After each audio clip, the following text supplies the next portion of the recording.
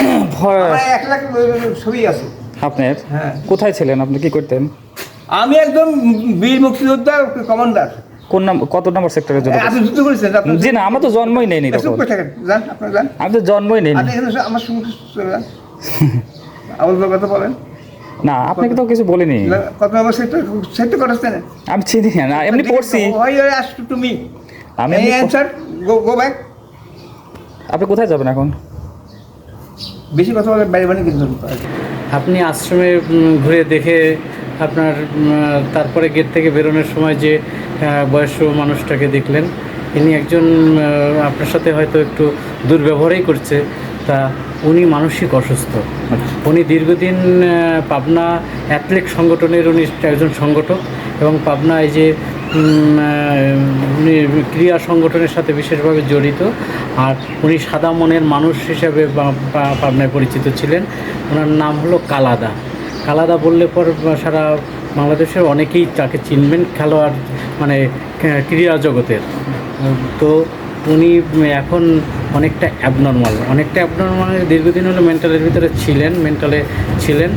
আর তারপরে ওনাকে স্থানীয় যারা প্রশাসন, যেমন এমপি, তারপরে হলো জিয়া পৌর চেয়ারম্যান, এরা সবাই মিলে এসে বলে যিনি এখন কোথায় থাকবে, তখন আমাদেরকে বললেন, পর আমরা তাকে থাকার জায়গা দিছি। কিন্তু উনি অনেকের সাথে, এই যে আপনি আশ্রমকে ভিডিও করতে গেছেন, তো ওনার দিকে তাকাতেই উনি আপনাকে বকাঝকা করলেন। তার মানে হলো উনি মানসিকভাবে অসুস্থ। এবং ওনার ওই যে একটা পায়ে দেখলি যে ক্ষত হয়ে মানে উনি পচে গলে যাচ্ছে, তারপরও চিকিৎসা করছেন না, ওকে টাকা দিচ্ছেন অথচ চিকিৎসা হচ্ছে না।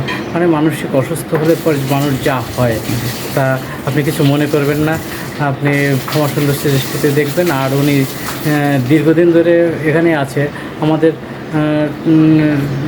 মানে সহযোগিতায় আছেন, কিন্তু অন্য আমাদেরকেও দেখলে পর অনেক সময় আমাদের সাথেও দুর্ব্যবহার করে। আমরা যাকে খাইতে দিচ্ছি, এই কীরকম খাওয়ার হবে না, এরকম হবে, এরকম করে আমাদের সাথেও দুর্ব্যবহার করে। তাই আমরা তাকে একটু অ্যাভয়েড করে মানে চলি। তবে অনেক বড় বড় মানুষ আছে তার শিষ্য, তার যারা এমনকি বিভাগীয় কমিশনারও ওনার ছাত্র, তারা অনেক সময় সাহায্য সহযোগিতাও পাঠায়। কিন্তু উনি এইরকম একটু অ্যাবনর্মালি আচরণ করে থাকেন সবার সাথে। অনেকে আসেন, এইরকম অভিযোগ অনেকেই করছেন।